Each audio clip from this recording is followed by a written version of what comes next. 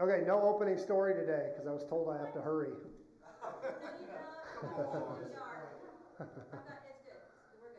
All right, so we're in this series where we're talking about some of the unique challenges that our generation faces, some of which other generations have faced, many of which none have. And I have to be honest, the story we're diving into today has a lot to do with, man, I feel echoey. No, really, am I really loud out there? Yeah. We'll get it dialed in. Clear over on the end. Today's story that we're diving into today is one of the stories that kind of motivated this series for me. I was reading through today's book, and then also had a verse pop up from the Gospels where Jesus talked about this generation. That phrase, this generation, and it caught my attention, so I kind of looked it up and found out that Jesus said that 14 times, this generation, speaking to, and theologians have wrestled over what exactly he meant when he said this generation, but when I heard it in the context of today's story that we're going to talk about today, this book that we're going to talk about today, I realized how important that phrase is, this generation, that there have been generations that had to face things, that had to step up in a way that other generations hadn't. And literally history would have changed had they not stepped up. And I have to be honest, I've spent quite a bit of time jealous of the generation that was alive when Jesus walked the earth. Other than the fact that they didn't have air conditioning, which would have been pretty awful, or cars, or audio books, or Little Debbie's. But to get to see and witness Jesus and everything that he did would have been pretty awesome. And I thought, what a special generation. And maybe that's why Jesus was like, this generation has issues. And he even says that a few times. He's like, man, if Sodom and Gomorrah had seen what this generation gets to see, they'd still be here. And he's pointing out how special this generation is. But they got to experience feeding of the 5,000 and casting out demons and calming storms and countless healings and even resurrections. What a unique generation. And of course, I've always wondered what it would be like to be in the generation that wrote the creeds and got to do the very first theology. You know, that they were the ones who canonized the scripture and kind of the very first ones to decide what all this meant. What a interesting generation. How much we depend on what God did in that generation. Our Bibles are what they are because that generation stepped up. Or to be in the Reformation generation. I've always wondered what it would be like to be like an 85-year-old scribe who spent his entire life painstakingly copying the scriptures, being careful that there's no mistakes. And then you watch the very first mass-produced Bible on the printing press. And you're like, what did I do all my life? Why did I even... What was my life about? They can make these things in about 3 seconds now, and it took me my whole life. I wrote 2 Bibles. Like, it took me my whole life to do 2 Bibles, and now they can do that in 10 minutes. Like, you know, it's crazy. Kind of like people doing code right now. Like, what did I do this for? AI can do it so much faster. Well, 2 weeks ago, we started this series. I talked a little bit about revival. And the revival that's actually happening in our country, especially amongst young people, and how revival, it's something we always pray for, but it does bring challenges. We looked at the book of Jonah, and we talked about how everyone in the book experiences revival except the prophet. Like, even on the ship, like he's on this ship, and the ship has this huge storm, and they throw Jonah in the water, and the storm calms, and this whole ship offers sacrifices to God and experiences God in a new way while Jonah's in the ocean catching a ride with a fish. And Jonah's a great example of what revival often looks like because it's, you know, even though it's big, it's flashy, it's impressive, you know, this whole ship of men have a revival moment, but I seriously doubt the whole ship started studying Torah and trying to figure out how to serve and honor Yahweh.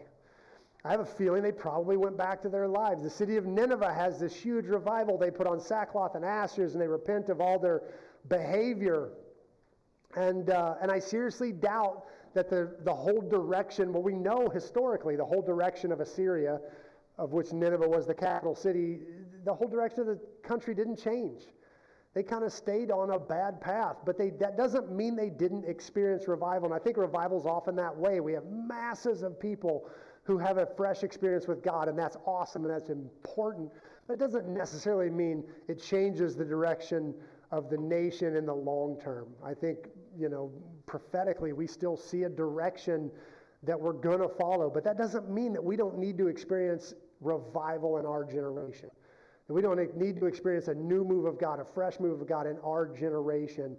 And we're not under any pretense that it's going to save the world forever. We know how the story ends, but we still want to experience God in our generation. Last week, Brett talked to us about some of the unique challenges that face our generation, namely AI and phones, both of which come with this amazing potential to do good and even more potential for evil. Scary potential. And if you missed last week, I recommend listening, especially to the end. If you were able to go through the end part and not feel convicted at all, you're doing way better than I am. Brett took us through how much screen time we spend and what we're putting in our head during that screen time. And it's been messing with me ever since. So it'll be a long time before Brett preaches again. Well, this week we're going to look at the book of Esther. And as I said, when we talked about the book of Jonah, if you don't know the story well, VeggieTales did a great rendition. That's the best way to do it. What am I going to do with all them dogs? If you grew up on VeggieTales, you know that line. It's a great line. That's my favorite line. But the gist of the story is very similar to the Holocaust, honestly. The weird hatred of a single man literally threatens the existence of the Jewish people. The way the narrative unfolds is actually the queen, Vashti, refuses an invite from the king, and it gets her in some trouble to the point that the king decides he wants a new queen. And so he gets rid of Vashti and he gets a new queen. And Esther, the kind of star of the narrative, is chosen. Probably a teenage girl, honestly, is chosen to be the new queen. Her uncle, named Mordecai, uncovers this plot to kill the king, and he steps up and does his job and brings it to light and ultimately saves the king. But then gets himself in trouble because there's this funny rule where everybody's supposed to bow down to the kind of head advisor when he walks by, and Mordecai won't do it. And that kind of brings on the anger and animosity of this guy named Haman, who wants to now not only kill Mordecai, but all the Jews. So Mordecai comes up with this scheme. The scheme actually works, but when Mordecai catches wind, he goes to the highest ranking person he knows, his niece Esther, and says, hey, if you don't act, we all die. And Esther steps up, she acts, she goes to the king at the risk of her own life. You're not allowed to just go to the king without being summoned. She does. The king allows it, and ultimately she saves their people, and Haman, the one who was trying to kill the Jews, is instead himself executed. And the book seems to be in the Bible for a couple of reasons. For one, the day that the Jews were saved becomes a holiday in Israel called Purim, the holiday of Purim. And so it's kind of an explanation of Purim. It's kind of the story of why we celebrate, or why they celebrate this holiday. So it's probably in there for that. But it's also this amazing deliverance story, which is, in the true beauty of the book, is that the Jews were literally on the edge of being wiped out. It's kind of a weird book because we're talking like, it's this cute, almost romantic book to read. It's, the Esther goes to the king and he's smitten by her, and she's like afraid because the law says she's not allowed to go in, and he sees her and his heart melts and he reaches out his scepter to her, which means she can come in, and she throws a meal, and it's kind of romantic. And it's really easy to forget that the Jews almost die, like all the Jews. Like we're talking this really razor thin edge between the Jews being completely wiped out and the Jews being saved. And so it's this incredible story of deliverance, of God delivering the people. But on an interesting note, Esther's a very unique book because God is never mentioned in it. His name never shows up in the book once. So it's a book of the Bible that tells this story, and God is not highlighted in the book once. You never see the name of God or the word God ever. It doesn't even talk about other gods. It's just this story about people. And I actually love this about the book of Esther because it feels like real life. It feels like the way we tend to live. Because even though God is not directly mentioned in the book, he's literally dripping from every page. I mean, when you go back and look at the book, you see God everywhere. Like, you can call them coincidences, but it's one of those strings of coincidences that cannot be a coincidence. Like, it's fun to get to the end of the book and look backwards at how many things God had to do to orchestrate this thing in such a cool way. So God is everywhere, even though he's not mentioned. And this makes it like our lives. How often do we roll through our lives barely pausing to recognize God's presence in it? Like, we do our things and we follow our plans and we do the next thing we think we're supposed to do, and we just roll through our days. And it's not till we look back sometimes that we see just how much our life has been dripping with the presence of God, and just how much God has been in all of it. And we didn't see him at the time. We thought we were just doing our thing. And we look back and realize, oh, God was there. Oh, God was there. Oh, God was there. I had this story. I know I've told it in here before, but where I was on my way to work, and it was I tell it, and like nothing happened. That's the weird thing. But I tell it all the time because for me, it was the first time I think I ever realized like how much is going on and how a big a part. I'm on my way to work. I drove this little Nissan 4-wheel drive pickup, and it was a stick. And I mean, I drove this thing everywhere. You know, it was real easy clutch, real easy to drive. I'm on my way to work, and I was a waiter at the time, and so I wore a little black tie, and I stop at a stop sign, and I'm kind of like adjusting my tie, and I look up in the light's green, and oh heck, throw it in gear, and I kill it. And I never killed this truck, like never. And I was like, that was weird. So I go to start the truck, and this boat of like a big Lincoln goes flying through the stoplight that I was sitting at. And the passenger was like all curled up in the seat, like assuming we were about to have a wreck. And I'm just like, jerk, you know, red light, dummy. And I put it in gear and drive. I'm about halfway to work, and I realize if my truck doesn't die there, I'm T-boned in that intersection. Like, I am in that intersection, and this 4 million pound boat of a 1970s Lincoln T-bones my little tiny Nissan truck. And I was like, and by the time I get to work, I'm like shaking. I'm like, my life was just on a razor's edge, and killing my truck was the difference between life and death. And so by the time I go to work, I'm like, how often does this happen? Like, how often are we on the edge of death and something we don't recognize? I mean, how easy it would be for me to cuss that guy out for running a red light, go to work, and never think about it. You know, I was like, how often does this happen? I almost couldn't like work that night. I was like, we live on the precipice of life and death every moment. Like, it was a weird thing. And the book of Esther's that way, like the whole Jewish people, which goes on. The people follow my notes are like, where are you? I'm way off. I am not in my notes at all. Sorry, guys. But yeah, how often is God everywhere?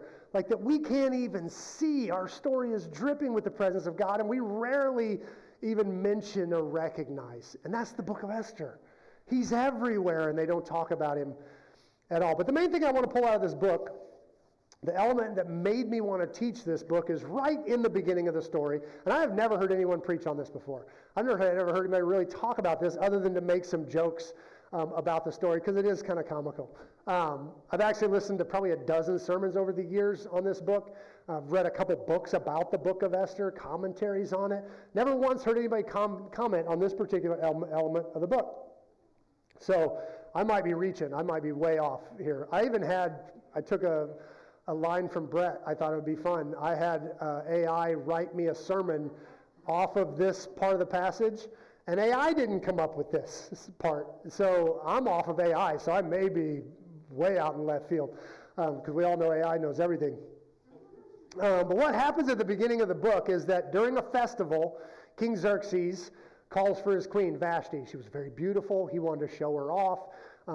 They kind of had a men's party and a women's party, and he wanted to bring her over to the men's party so everybody could ooh and ah about his queen.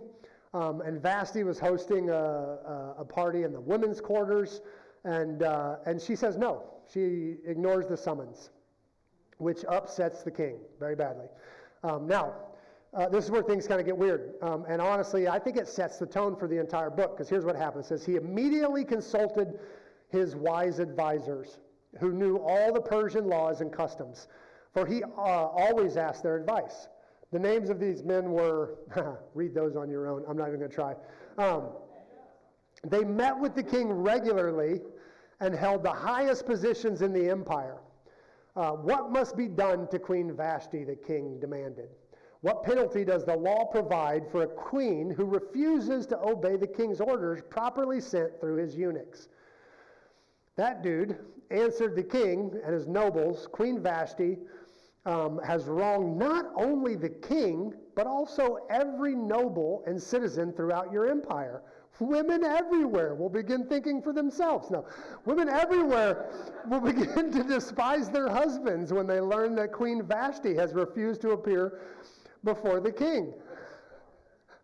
Relax. Before this day is out, the wives of all the king's nobles throughout Persian Media will hear what the queen did and will start treating their husbands the same way. God forbid.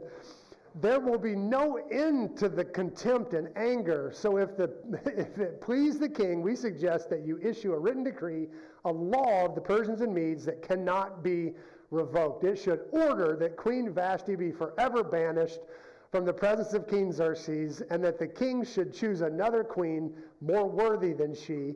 When this decree is published throughout the king's vast empire, husbands everywhere will breathe a sigh of relief. Whatever their rank will receive proper respect from their wives. I'm going to frame this one and put it up in my house. It's funny. Now, like I say, all we usually do with this is crack some jokes, have a little fun. But I think something really big happens here. And I think it's something that is really, really important in our generation. The king asks for something very specific. He's angry. He's probably a little drunk. He seems pretty wise to seek counsel in this moment, to ask what should be done, to talk to some other people rather than just react out of emotions. But listen to what he exactly asks for. What penalty does the law provide? That's what he asks for. What is the proper thing to do in this moment? The king is asking a very specific question. What does the law say? He's mad. He's king. He can pretty much get away with whatever he wants. But he calls in the experts to find out what the law says about this moment. Now, this is the Persian law. This is not the Mosaic law. This is not Torah. He's not being godly. But he does look for something real. Look for something specific. What does the law say? But listen to how his advisors answer. Memucan answers the king and his nobles. Queen Vashti has wronged not only the king, but also every noble and citizen throughout the empire. Women everywhere will begin to despise their husbands when they learn that Queen Vashti has refused to appear before the king. Before this day is out, wives are going to go crazy, etc., etc. Now, take this next part with a grain of salt, because I'm going to give these guys a little bit of credit, and then I'm going to tell you what's wrong with what they did. So bear with me. But I think we could use a little bit of this. I think we need to think about how our actions play out with those around us. We need to think about, how we, sometimes when we normalize sin, when we desensitize ourselves to sin, others around us pick up on that, and that does pass on. And so it's not a bad thing to go, how does this affect everything? I think that's something we do need to think about. So in a sense, I kind of credit these guys for thinking about the wider ramifications of Vashti's actions, we need to do that a little bit. I wish we did a little bit more, but we have to remember Xerxes is still trying to establish, is what Vashti did a sin? Like in their context of sin. Is it against the law? What does the law say about this moment? And the fact that the legal experts aren't telling Xerxes the exact law that she broke means it probably wasn't against the law. In fact, they say, hey, once we do this, let's make a law that this can't happen again. So I don't think she did anything legally wrong. I mean, listen to what they say. So if it please the king, we suggest that we issue a written decree, a law of the Persians and Medes that cannot be revoked. In other words, this is so legal that we don't want it to stay legal. Let's fix this problem. So Vashti's done nothing wrong. She's done nothing illegal. No, king, what Vashti did is not against the law, so let's change the law, is basically what they say. Why? Because Vashti's behavior does not fit their agenda. Vashti's behavior does not fit their agenda. So here's the first thing I want to draw from this story. If you're a note taker, you can write this down. Beware agendas. Beware of agendas. Now we're going to see this tension all through this book, and it remains subtle, but this is a subtle book. Remember, God's not mentioned in it, but he's everywhere. This book is about subtlety. And throughout this entire book, God is moving in personal moments of commitment and sacrifice and devotion. Individual acts that change the narrative. And ultimately, the enemy is moving in agendas.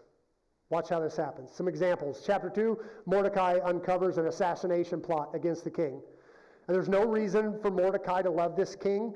Mordecai and all the Jews are captives in Persia. They belong in Israel, not in Persia serving a foreign king. All Mordecai has to do is turn a blind eye and this king dies. But he doesn't do that. He does the right thing. A single man in a single moment chooses to do the right thing, and it changes the story. Mordecai's asked to bow down in reverence to another human and won't do it. A moment of personal conviction, one moment in time, changes the story. Later, as Mordecai finds out that Naaman wants to kill all the Jews, he asks Esther for help. He goes directly to her, one moment of devotion. Esther's afraid, but she decides to do the right thing, one moment of action. And she asks for prayer from her people. Send everybody home, have them pray and fast for me because I'm going to put my life on the line. You could argue that Mordecai going to the queen at all is a moment of personal conviction. But my point is, God seems to be moving through these singular moments of doing the right thing at the right time. But the enemy works differently. We talked about how their big fear of Vashti wasn't Vashti.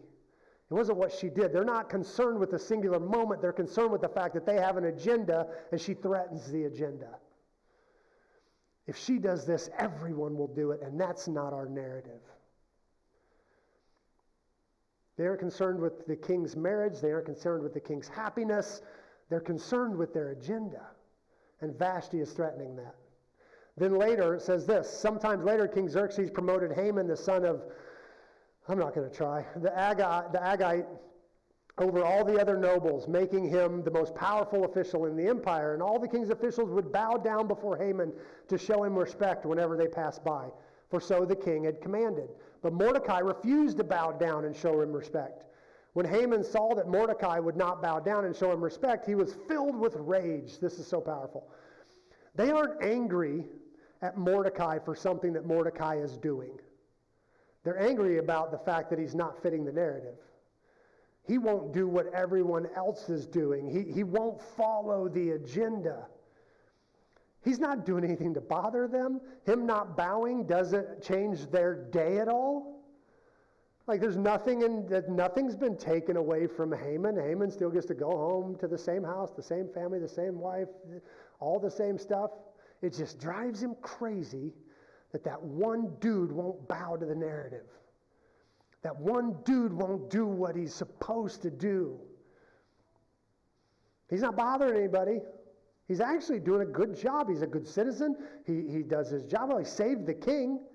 But it just drives Haman crazy that he won't get on board with an accepted narrative. Kids, have you guys ever been peer pressured? You've felt peer pressure before. Has it ever, you ever wondered, why does it matter if I do it? I'm not stopping you from doing it. I was like, come on, you got to do it, you got to do it, you got to do it.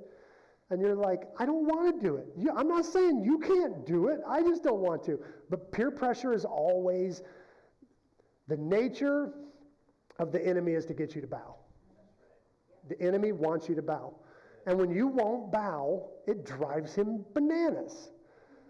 And that's the nature of peer pressure. It's not, oh, it's more fun for us if you do it. No, it's just, it makes us angry that you won't bow. That's the nature of peer pressure. They could still do what they want to do. Everybody else could still bow to Haman. It doesn't change their day. They just want Mordecai to bow. And it's driving them nuts. And listen to Haman's response to Mordecai not bowing. He had learned of Mordecai's nationality. So he decided it was not enough to lay hands on Mordecai alone. Instead, he looked for a way to destroy all the Jews throughout the entire empire. This dude has anger issues. Maybe some anger management classes are in order. I don't just want you dead. I want all of you dead. But it's a new agenda. It's not just deal with the situation. It's create a new movement. We'll not just fix this moment. We're going to put an end to this people. Nothing about Haman's personal responsibility to forgive, to process his emotions, to do the right thing. No, it's a new agenda to kill all Jews. This book is riddled with agendas, with ignoring the moment and clinging to the movement. In fact, we can see the nature of this kind of thing in the way the agenda actually pans out. Dispatches were sent by swift messengers into all the provinces of the empire, giving the order to all Jews, young and old, including women and children, must be killed, slaughtered, and annihilated on a single day. That's a weird agenda. Can you imagine, your neighbor's Jewish, and you guys get along fine? You talk over the fence every once in a while. You're not close, but your kids play out in the street. You know each other. Hey, Bob, how you doing? Blah, blah. And then you get this order. On a certain date, you have to kill Bob. Must kill. Must. That's a big word. And we tend to read right over that like it's a law. It's the way laws worked back then. But imagine getting this law. You must kill any Jew close to you. And it was on March 7th. On March 7th, it became the holiday of Purim. On March 7th, you must kill Bob and his family. That's how agendas work. They don't care about the person. They don't care about the individual. They don't care about the moment. They don't care about anything singular. This must happen. We must do this. We must hate them. We must say this. We must act that way. We must vote this way. You must. And spoiler alert, Esther's able to save the day. But listen to how she does it. The king's decree gave the Jews in every city authority to unite and defend their lives. They were allowed to kill, slaughter, and annihilate anyone of any nationality who might attack them or their children or wives, and then take their property as their enemies. Now, maybe I'm making too much of small words. Maybe I'm splitting hairs here. But it feels like there's a huge difference between must and may. Between you must kill and you are allowed to defend yourself. Kids, you ever have your parents tell you to do something and you say no just because they told you? You feel the urge to push against being pushed. Let me quick honest show of hands. Are you more likely to do the right thing if given the freedom to choose it than being forced to do it? You ever find yourself just, your parents are, whatever you want to do, and so you do the right thing? Hey, can we, it's up to you, whatever you want to do. And so you actually weigh it out and do a good thing. But if they're like, no, you need to go to bed, you're mad about it. And yeah. Must is very different than may. And we argue all the time about the semantics of free will, and people are like, if God is all powerful and he's good, why did he give us the ability to mess everything up? Why didn't he just make us good so that we wouldn't mess everything up? And we play these philosophical games, but the truth of the matter is there's a huge difference between must and may. There's a beauty in may. There's a beauty in saying you are allowed to do this, not you must do this. A lot of people argue about the nature of free will, but I love in this story how there's a big difference between the way Haman's command came down. This is something you have to do, and that's the way agendas work. They tell you what you have to do. To be a part of this movement, here's how you have to act, here's how you have to think, here's what you have to say. So before we go back to Queen Vashti, beware agendas. In fact, there's a huge difference between, and this is something that's easy to miss. We can stand on a corner and hold up signs that say, bring back the family, blah, blah, and we can go to protest and we can sign it. But you know what's more powerful? Going home and having dinner with your family. Doing the right thing. Like God is in the moment. God is in the singular act of doing the right thing over and over and over again. And sometimes we get so caught up in being part of the movement that we stop doing the right thing. How many people skip dinner to go hold a sign that says, don't skip dinner? Beware movements. I don't care what the movement is pushing. Oftentimes, the movement isn't where God is. God is in doing the right thing at the right time over and over and over again. I used to lament that if God were to come to me and go, you can have all the money in the world or you can be a good dad. Or you can have fame and recognition or you can be a good dad.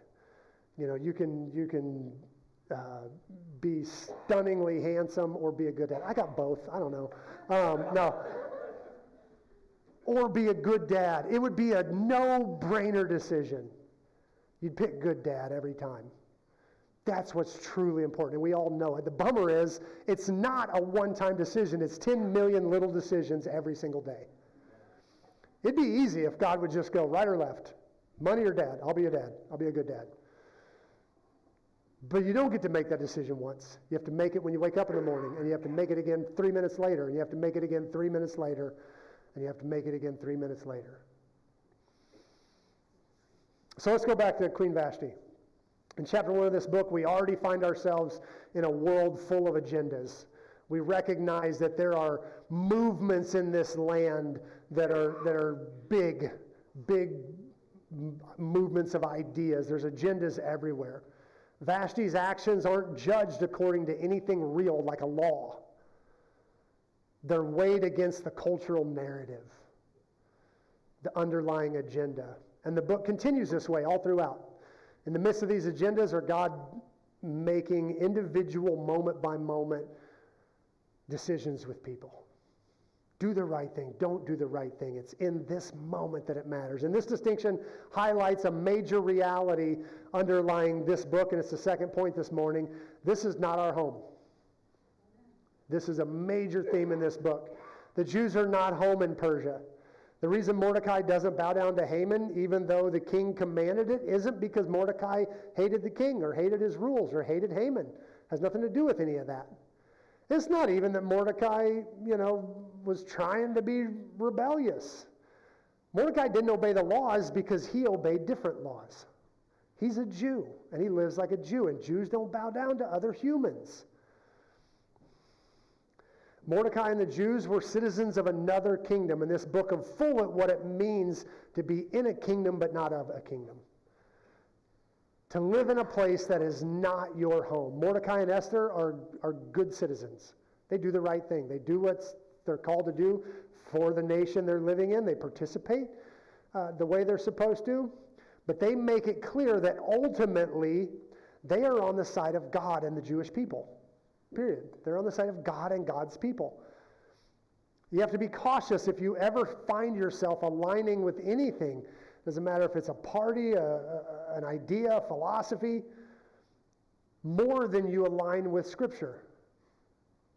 Never fall in love with a candidate or a platform or a party. And the easiest way to figure out if you have is, do you hate the other side?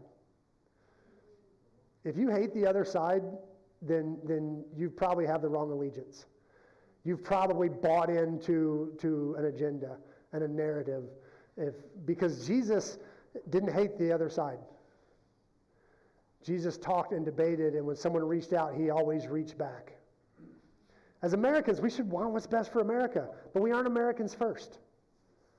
We're the people of God first. And here's a great way to think about it. If you were captured, like the Jews were, and taken to another place that had different laws and different rules and different ways of doing things, it should not change the way you live.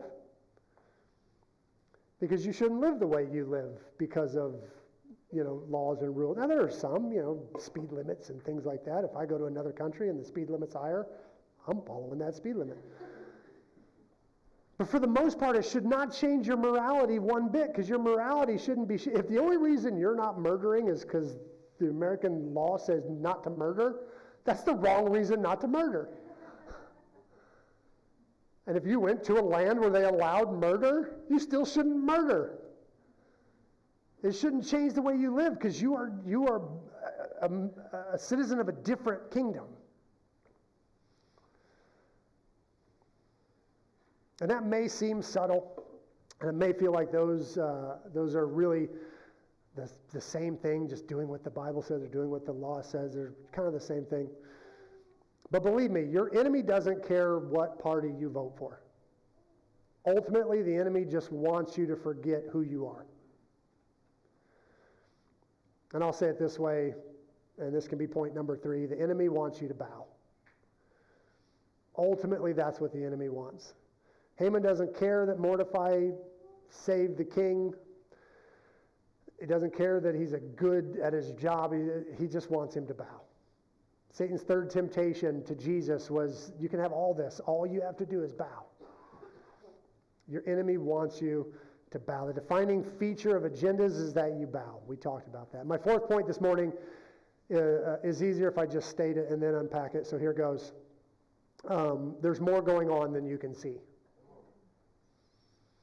The best thing about this book, and it's one of the reasons that I actually like that God isn't mentioned in it, is, like we said, the way you look back from the end and see a whole different book. The book reads like any narrative. Vashti gets an attitude. She gets fired. Vashti's little story has nothing to do with Mordecai or Mordecai's job. It's just like you switch scenes and you find out Mordecai's saving the king. That has nothing to do with Vashti. It's just another part of the narrative. Mordecai's convictions and allegiances come into play. Mordecai, is a totally different player in the story, except Mordecai's biblical convictions buy him a high-ranking adversary who hates him and wants to kill him and all his people. So suddenly, Vashti's little rebellion does play into Mordecai's story, because if she doesn't rebel, Esther doesn't wind up in the palace. Mordecai has nowhere to turn when he makes an enemy of Haman. And so you start to figure out Vashti's little rebellion actually does matter to Mordecai's story. And man, God knew what he was doing way back there. Vashti and Mordecai have nothing to do with each other for the first 3 or 4 chapters of the book. It's not till the end that you figure out, holy cow, if Vashti doesn't get an attitude, the Jews die. Like, you see God everywhere. Vashti's little rebellion saved the Jews. There's even a moment when the king can't sleep, and so he was like, wants somebody to read to him so he can sleep. And he calls the court recorder. He's like, hey, grab a day. I don't care what day. Just read something. And of all the days the guy could have picked, he picks the day that Mordecai saves the king's life. And the king is like, hey, what did we ever do for that dude? He kind of saved my life. And he was like, nothing that I know of. He's like, we should throw him a parade, man. That dude was awesome. What a freaky little coincidence that totally plays in when Esther talks to the king and she's like, by the way, Haman wants to kill the Jews, and that dude that saved your life, he's a Jew. And he's like, you're kidding me. I just threw that dude a parade. I don't know how God does it. Maybe it's angels flipping pages, but how does that court recorder wind up on that page that day? There's always more going on than we can see. This book, like life, is a story where you can really only see the hand of God when you look backwards. And when you do that with this story, you find God in every sentence. He's all over the place. And this would just be a happy-go-lucky story that's fun to look at God and all his miraculous coincidences until you remember that the Jews almost died in this story. They were almost completely and utterly wiped out. And remember how at the beginning I told you, God, I've been saying it all along, God is not mentioned at all in this book? You know who else is not mentioned at all in this book? Any guesses? Satan. Guess who else is on every page? We have an enemy. There's more going on than we see. The number of times that this, whatever you want to call it, this agenda, this movement, goes all in to wipe out the Jews. Like I say, one guy won't bow. That's a pretty easy punishment. And no, Haman goes, you know what we really need to do? We need to get rid of all the Jews. That's a weird logic leap. Unless you remember that there's an adversary, a true adversary, something else going on that you can't see in the story. This story is actually an epic battle hidden inside this cute story about a Jewish girl who becomes queen, full of happy coincidences. It's super easy to forget that the enemy went all in this story.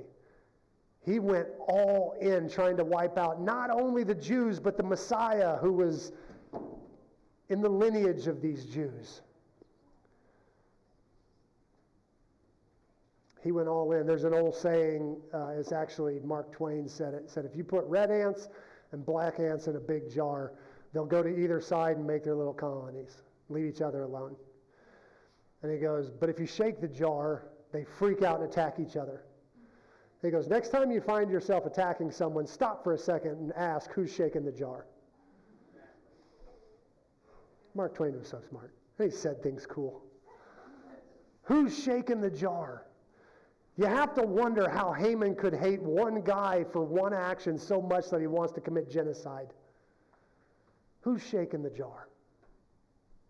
Paul said this, for we are not fighting against flesh and blood enemies, but against evil rulers and authorities of an unseen world, against mighty powers in the dark world, and against evil spirits in heavenly places. I think this verse is always true, but I also think there are times when the veil between those things is thinner than others. When you can almost, in this story, and it's only when you put yourself in Haman's place, how do you jump from that dude won't bow to I need to kill an entire people group? The veil is thin in that moment. There's something really spiritual going on there. Haman is not just angry. Someone's shaking the jar. The book of Esther is one of those moments where the veil between what you can see and what you can't see is weirdly thin. And I think it is right now too. I believe we live in one of those times where the veil between what's happening where we can see it and the big power agendas that are pushing in different directions is weirdly thin. The book is almost laughable, like a dark comedy. You know, it's cute when you forget we're talking about genocide, like any dark comedy. Haman gets a promotion, everyone's supposed to bow to him, and one guy won't bow. Haman gets so mad he's going to commit genocide. Any of you guys prime temper tantrum throwers? I've seen a couple of yours. I'm kidding, you were really little. Any of you guys willing to admit you can throw a wicked temper tantrum? A couple, we got a couple, yeah. Hopefully nothing like Haman, hopefully not genocide. Like, I'm so angry I'm going to kill a whole people group. But yeah, it's like a dark comedy trying to imagine someone getting that angry until you remember that we live in a world where there's more going on than we can see. Which brings me to my fifth and last point. Fight. We need to fight. Listen to what Paul says. There's actually this funny little glitch that I don't think is a glitch. I think it's actually a lesson. Where when Esther brings the situation to the king, and the king decides he's going to save the Jewish people. He's like, one problem, once I sign something into law, it can't be changed. So I cannot undo this law that says everybody must kill a Jew. And so they come up with a law that, okay, in that case, then every Jew can defend themselves. That was all they could do. They couldn't change the law, so they had to go, okay, then every Jew may now defend themselves. It's not, the king doesn't actually save them. He gives them permission to save themselves. He gives them permission to fight. In Ephesians 6, after Paul says, hey, we don't fight against flesh and blood. We fight against all these powers. Listen to what he says next. Therefore, put on every piece of God's armor so you'll be able to resist the enemy in the time of evil.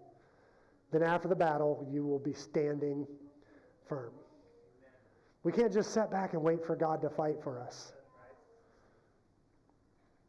He does fight for us. And that's awesome, but he expects us to fight as well. To fight spiritual fights, to fight through prayer, to fight through studying God's word, to fight through obeying God's commands, to fight the way Paul lays out to fight, the armor of God, knowing who we are, knowing that our identity is in him. That very first thing, the helmet of salvation. To a Roman soldier, your helmet had your rank on it. The helmet you wore, when you got a new rank, you got a new helmet with the big red thing down the middle if you were high ranking. Your helmet was how you knew who you were. It was your identity. Very first thing Paul says, put on your helmet, your identity of salvation. The number of times God tells his people in the Old Testament to fight. And he says, I'll fight with you. I'm going with you, but you need to go. We need to fight, especially times like this when the veil is so thin, when we can see evil pushing in from so many ways. We have to push back. So according to Ephesians 6, we need to put on the full armor. But in an active book like Esther kind of way. And I think we can do that one of two ways. There's two roles that I think are important in the book of Esther. Two people, two jobs. It's your job to know which one you're supposed to be. I think of it like this. Are you called to go or are you called to send? In this story, are you Esther or are you Mordecai?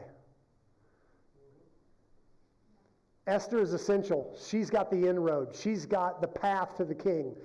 She's got his ear. He's her husband. Now, granted, she has to take some risks. She has to take some chances. If she goes on a bad day, he's in a bad mood, ate bad Taco Bell, who knows? She dies. So she's taking a risk, but she's the only one with the inroad to go. Mordecai's got a different job. His job is to send to Esther. She's scared. She's nervous. She doesn't feel equipped. She doesn't feel like this is why. And Mordecai has to have a talk with her. He has to go, hey, what if this is why you're here? And he's like, I believe God. If you say no, God will find another way to save the Jews. But what if this is what you were called for? Mordecai's job is to send. Some are called to go. Some are called to send. Not all of us have a voice into this culture. But we all have a role to play. I don't care how old you are. God wants to use you. And sometimes that job is to speak into the life of an Esther. Sometimes that job is to speak into the life of a young person who does have a voice in this culture. And you might be of an age where you're like, no one's going to listen to me, but that doesn't mean I'm done. That just means I'm now Mordecai. I now empower and feed, and I tell young people who they are, and I help them see their identity. And I go, hey, what if this is why you're here? What if God wants to use you? What if you're the voice that God needs? Many of us are no longer Esther, but that does not mean we're not Mordecai. Paul said this in Romans 7. We read it during worship. He said, for everyone who calls on the name of the Lord will be saved. But how can they call on him to save them unless they believe in him. And how can they believe in him if they've never heard about him? And how can they hear about him unless someone tells them? And how can anyone go to tell them if they haven't been sent? Yeah, maybe it's your job to tell, maybe it's your job to send. But everybody's got a job. So are you Esther or are you Mordecai? Are you supposed to go or are you supposed to send? Either way, get off your butt. Because we are in a war for this generation. Amen? Amen? So how do we respond to this? When Mordecai first went to Esther and asked her to engage in what was happening, Esther said no first.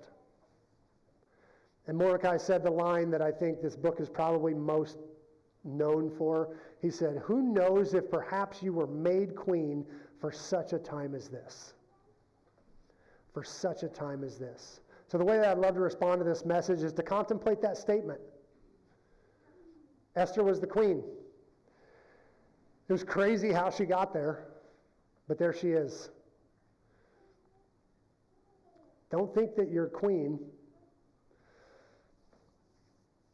but what do you have?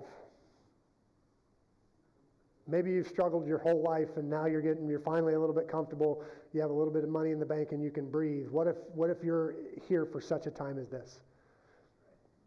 Maybe you have some time on your hands. The kids are finally gone. Your schedule's a little bit more free. What if that's the case for such a time as this?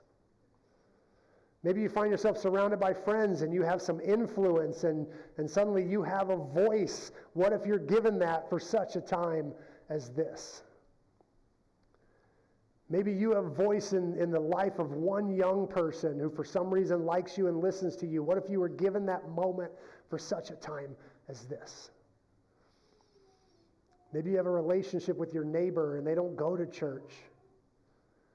And you guys are talking and you have an inroad. What if you were given that inroad for such a time as this?